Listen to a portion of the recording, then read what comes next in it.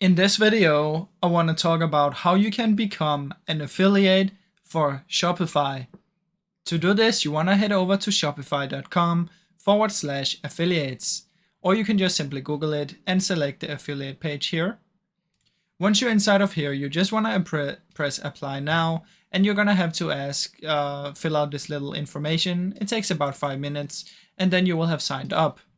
Now after that, you can log into your affiliate dashboard and you will be able to see all of the affiliate stuff. Now if you scroll down on this page, you will be able to see everything. So here, all the questions, the Q&A.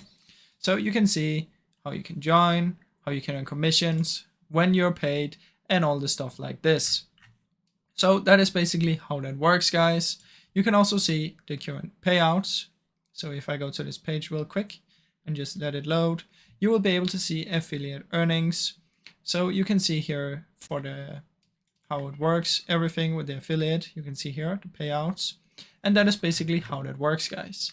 Now I really hope you enjoyed this short video. If you did, please leave a like and subscribe, as it helps me out a ton. Thank you so much for watching.